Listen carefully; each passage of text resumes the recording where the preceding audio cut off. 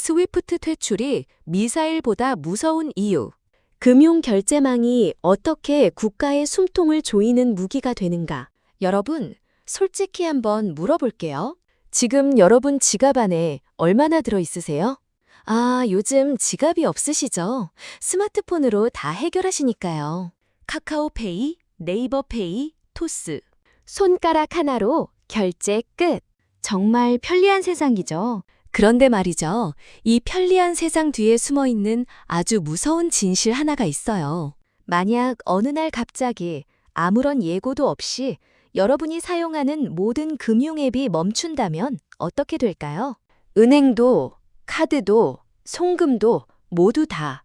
당장 내일 아침 출근길 편의점 커피 한 잔조차 살 수 없는 상황이 된다면요? 그게 무슨 소리야? 그런 일이 일어날 리가 없잖아. 그렇죠. 여러분도 그렇게 생각하실 거예요.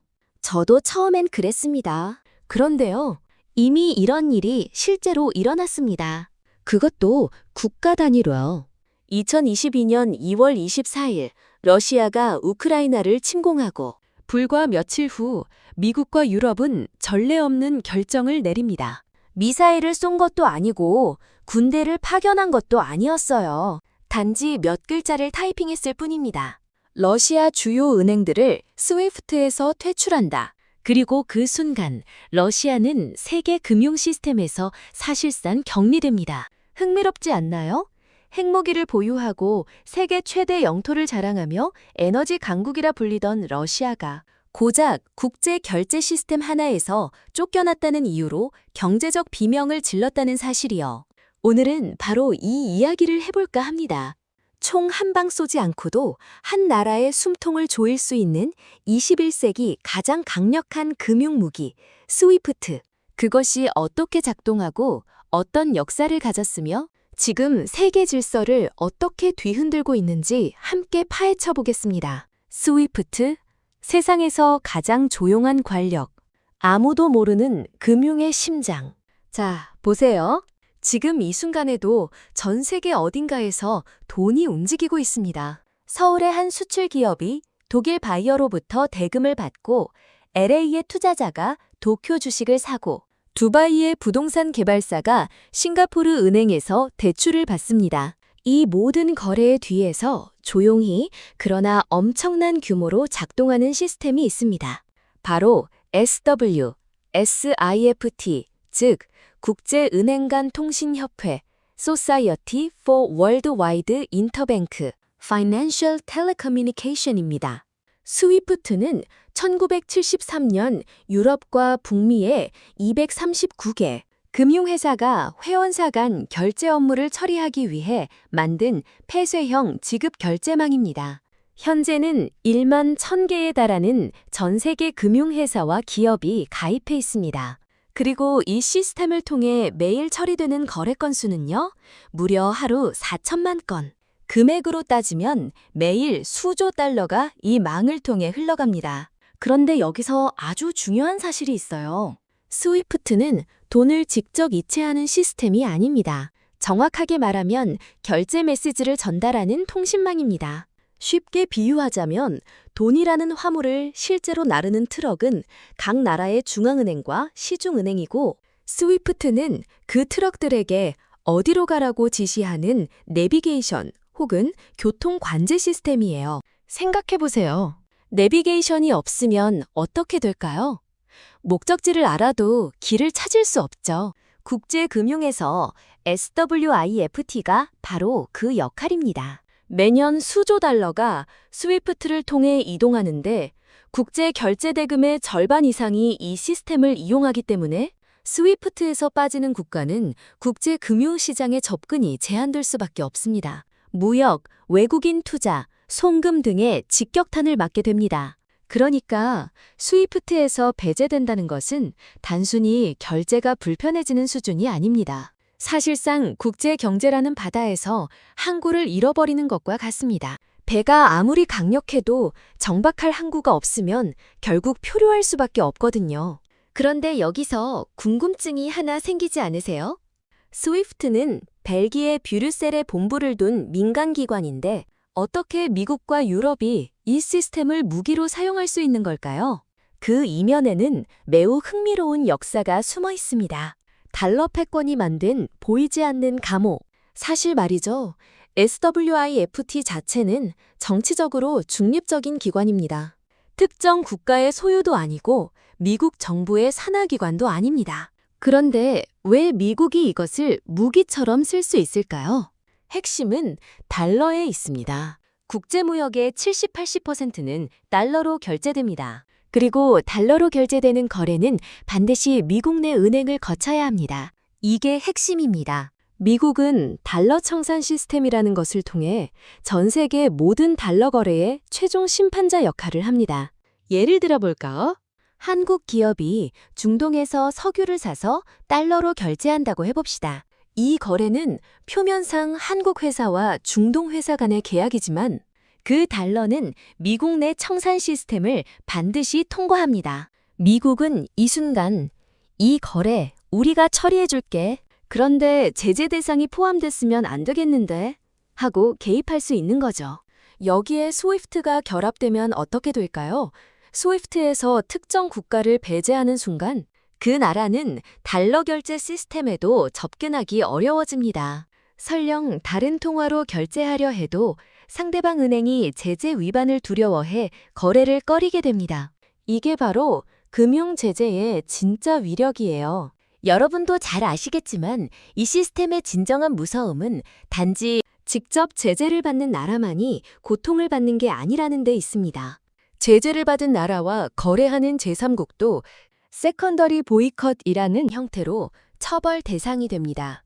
즉, 너희가 우리 말을 안 들으면 너희도 처벌한다는 거죠. 실제로 미국은 이런 방식으로 수많은 국가와 기업들이 이란, 러시아, 북한과의 거래를 스스로 포기하도록 압박해왔습니다. 자, 이제 조금 더 깊이 들어가 보겠습니다.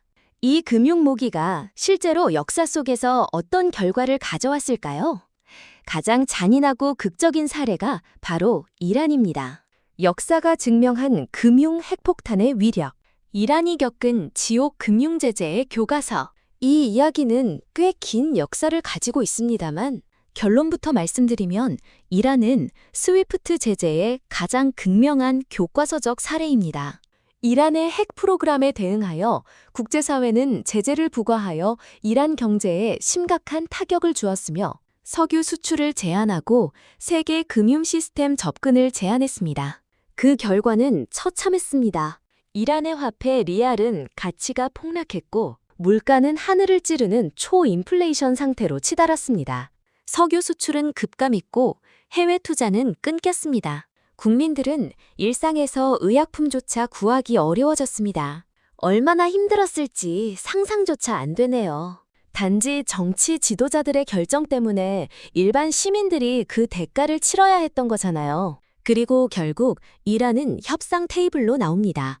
2015년 오바마 행정부와 이란 사이에 핵협정 JCPOA가 체결되고 제재가 완화됩니다. 이것이 바로 미국이 원했던 결과였습니다.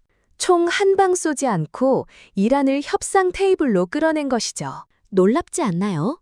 그런데 지금도 비슷한 상황이 반복되고 있습니다. 한때 우리나라에만 이란의 동결 자금이 60억 달러, 약 9조 원이 묶여 있었고 카타르, 인도, 이라크 등 각국에 흩어진 돈이 많게는 약 147조 원에 달할 것이라는 관측도 나왔습니다.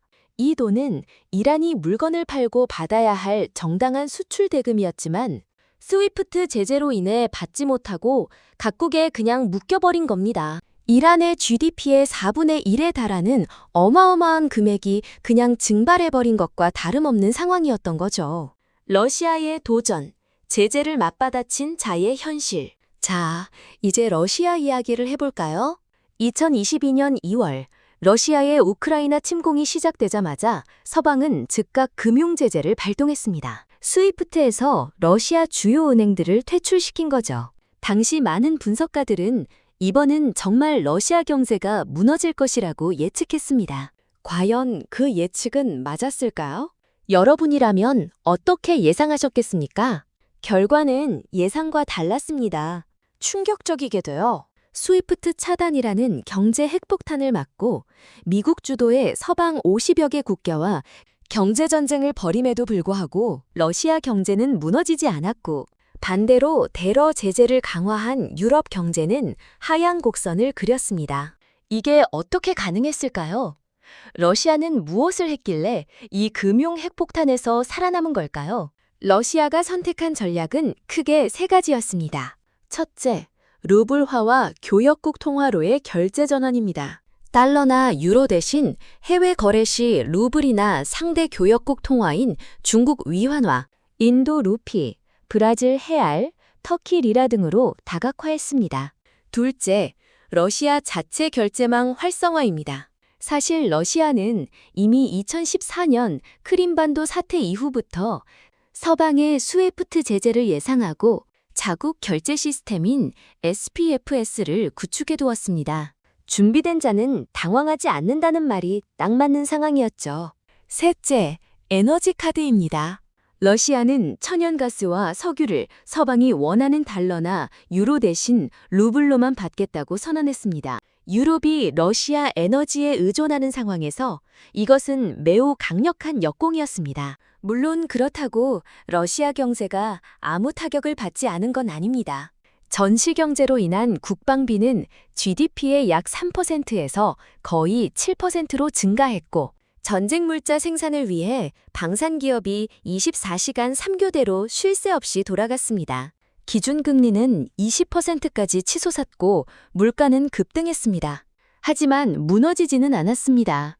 이 역설적인 결과는 우리에게 매우 중요한 교훈을 줍니다. 바로 스위프트 제재는 강력한 무기이지만 만능 무기는 아니라는 것입니다. 그리고 이게 지금 세계 경제 질서에서 가장 중요한 지각 변동의 시작점이 됩니다. 제재의 역설, 무기가 도리어 부메랑이 되다. 자, 여기서 함께 고민해 봅시다. 첫 번째 고민입니다. 금융 제재는 과연 항상 효과적인 무기일까요? 역사를 보면 꼭 그렇지만은 않습니다. 이란의 사례에서는 결국 협상으로 이어졌지만 북한은 수십 년간 극도의 고립 속에서도 핵을 포기하지 않았습니다.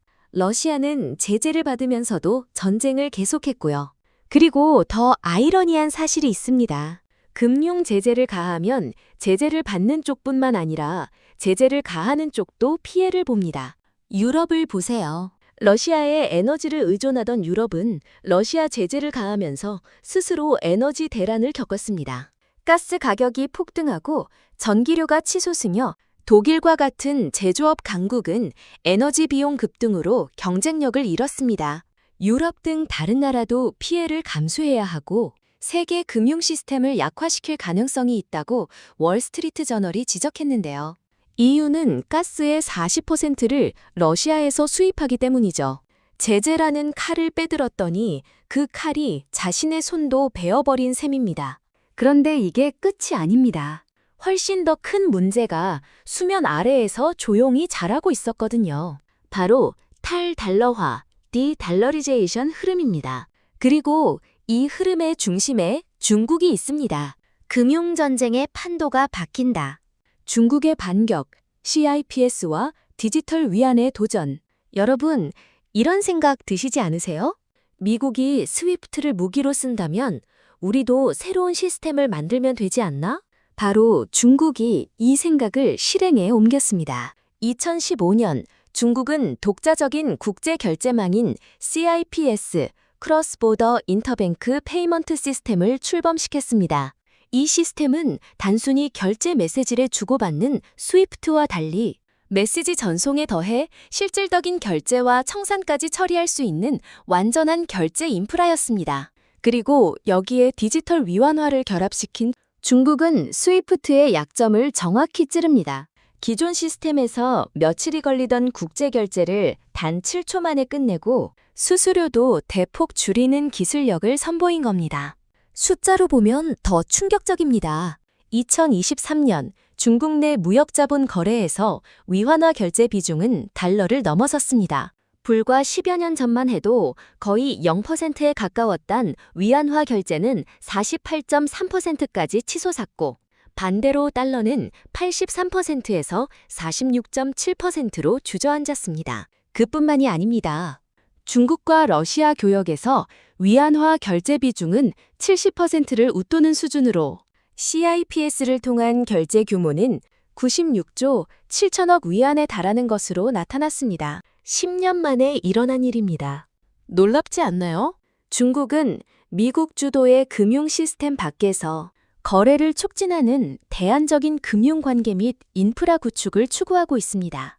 여기에는 전략적 파트너와의 통화 스와프, 위안화 청산은행 설립, 양자 간 무역 결제 메커니즘 설치, 그리고 국제 금융 결제 시스템 스위프트의 부분적 대안으로 활용되는 CIPS와 같은 결제 인프라가 포함됩니다. 그리고 흥미로운 점은 이것이 단순히 중국만의 움직임이 아니라는 겁니다. 브라질과 중국은 정상회담을 통해 향후 스위프트 대신 CIPS를 이용하자는 데도 합의를 이룬 상태이고, 인도, 말레이시아, 싱가포르, 태국 등도 위안화 결제 비중을 빠르게 늘리고 있습니다. 자, 여기서 두 번째로 함께 고민해 봅시다. 달러 패권은 과연 지속될 수 있을까요? 결론을 먼저 말씀드리면 저는 단기적으로는 유지되지만 장기적으로는 흔들린다고 봅니다. 그 이유는 이렇습니다. 달러 패권이 지속되려면 두 가지 조건이 필요합니다. 첫째는 달러로 거래하는 것이 가장 편리해야 한다는 것이고, 둘째는 달러를 대체할 마땅한 대안이 없어야 한다는 것입니다. 그런데 지금 두 조건 모두 흔들리고 있습니다. CIPS와 디지털 위안화의 등장으로 편의성 격차가 줄고 있고, 점점 많은 나라들이 달러 대신 위안화, 루피, 헤알 등으로 거래를 시작하고 있으니까요. 하지만 낙관하기도 이릅니다. 금융위원장을 지낸 전광우 세계경제연구원 이사장은 인류 역사에서 통화 패권이 바뀐 사례는 1차, 2차 세계대전을 거치면서 영국 파운드에서 미국 달러로 넘어간 것이 유일하다며, 디지털 화폐 등장으로 금융통화 체계가 단숨에 바뀔 가능성은 희박하다고 말했습니다. 지금 이 순간에도 진행 중인 금융전쟁. 현실은 늘 예상한 것처럼 흘러가지는 않죠. 지금 이 순간, 2026년 5월에도 스위프트 제재는 여전히 현재 진행형입니다. 이란은 지금 미국과 핵 협상을 진행 중입니다. 그리고 협상의 핵심 카드 중 하나가 바로 동결자금 해제, 즉 스위프트 제재 완화입니다. 미국은 각 기업과 국가에 이란산 원유를 구매하거나 이란 자금이 해당 국가 은행에 있다면 2차 제재를 가할 수 있다는 점을 통보했습니다. 금융이 외교의 무기가 되고 외교가 금융을 통해 이루어지는 시대입니다. 현재 완전히 퇴출된 국가는 북한과 이란밖에 없습니다. 북한과 이란은 스위프트 코드가 삭제되는 것을 넘어 아예 국가 분류 자체가 소멸되어 정권 교체나 국가의 완전, 개방과 같은 전향적인 변화가 없는 이상 스위프트망 복귀가 불가능한 상태입니다. 이것이 의미하는 바는 무엇일까요? 국가가 한번 스위프트에서 완전히 퇴출되면 사실상 국제 경제에서 존재 자체를 지워버리는 것과 같습니다. 북한의 경우를 보면 명확하게 알 수 있죠. 수십 년간의 고립이 그 나라 경제와 국민의 삶에 어떤 결과를 가져왔는지 우리는 너무나 잘 알고 있습니다. 우리는 어떻게 준비해야 하는가? 금융 무기의 시대. 한국은 어디에 서 있나? 자, 이제 가장 중요한 이야기를 해볼 시간입니다. 이 모든 이야기가 미국이랑 중국이랑 러시아의 먼 나라 이야기처럼 들리실 수 있어요. 그런데 정말 그럴까요? 한국을 한번 생각해 봅시다. 우리나라는 1992년 3월부터 스위프트를 통해 고객 송금, 신용장 개설 및 통지, 은행 간 자금 이체, 외환 거래 등 국제 금융 업무를 수행하고 있습니다. 우리의 모든 국제 거래가 이 시스템에 의존하고 있는 겁니다. 그리고 한국의 최대 교역국은 중국입니다. 동시에 한국의 안보 동맹은 미국이죠. 미중 패권 경쟁이 금융 전쟁으로 번질 때 한국은 그 사이에서 어떤 선택을 해야 할까요? 쉽지 않은 고민입니다. 여러분의 생각이 궁금해집니다. 이란 제재 때를 떠올려 보세요. 한국은 이란산 석유를 많이 수입하면서도 미국의 제재 압박을 받아야 했습니다. 이란산 원유 수입에 가장 많이 의존하고 있는 나라들 중에 한국이 포함되어 있었으며 이 나라들이 이란산 원유 수입을 현격히 줄인 뒤에야 미국의 제재 협조 면제를 받을 수 있었습니다. 이것이 바로 한국이 처한 현실입니다. 금융 패권의 틈바구니에서 살아남아야 하는 중견국의 딜레마. 세 번째로 함께 고민해 봅시다. 그렇다면 우리는 어떻게 대비해야 할까요? 저는 세 가지를 제안드리고 싶습니다. 첫째, 외환 다변화입니다. 달러 일변도의 외환 보유 및 결제 구조에서 벗어나 유로, 위안화, 엔화 등 다양한 통화로 리스크를 분산해야 합니다. 이미 세계 각국 중앙은행들은 외환 보유고에서 달러 비중을 줄이고 있습니다. 기업들도 마찬가지입니다. 둘째, 금융 기술 역량 강화입니다. CIPS, 디지털 위원화, CBDC, 중앙은행 디지털 화폐가 부상하는 시대에 우리도 이 기술을 이해하고 활용할 준비를 해야 합니다. 한국은행도 이미 CBDC 파일럿 프로그램을 진행 중이지만 속도를 더 높여야 할 시점입니다. 셋째, 경제 외교의 강화입니다. 금융 제재는 순수한 경제 문제가 아닙니다. 지정학과 외교의 문제입니다. 한국이 특정 진영에 완전히 편입되지 않고 전략적 자율성을 유지하는 것, 그것이 금융 제재의 가장 큰 피해를 피하는 길입니다. 역사는 반복된다. 그러나 다르게 반복된다. 자, 오늘 이야기를 마무리하면서 한 가지 역사적 교훈을 나누고 싶습니다. 1914년 제1차 세계대전이 터지기 전까지 많은 경제학자들은 이제 세계는 무역으로 너무 긴밀하게 연결되어 있어서 대규모 전쟁은 불가능하다고 믿었습니다. 실제로 당시 영국과 독일은 최대 무역 파트너였습니다. 그러나 전쟁은 일어났죠. 지금 우리도 비슷한 착각을 하고 있는 건 아닐까요? 우리는 너무 경제적으로 연결되어 있어서 금융전쟁은 없을 거야. 하지만 스위프트를 둘러싼 지금의 패권 경쟁은 분명히 말해줍니다. 경제적 연결이 갈등을 막지 않는다고요? 오히려 그 연결 자체가 무기가 될 수 있다고요. 미사일은 눈에 보입니다. 두렵습니다. 하지만 막을 수도 있습니다. 그러나 스위프트 퇴출이라는 금융무기는 눈에 보이지 않습니다. 소리도 없이 나라와 한 나라의 경제동맥을 끊어놓습니다. 그래서 더 무섭습니다.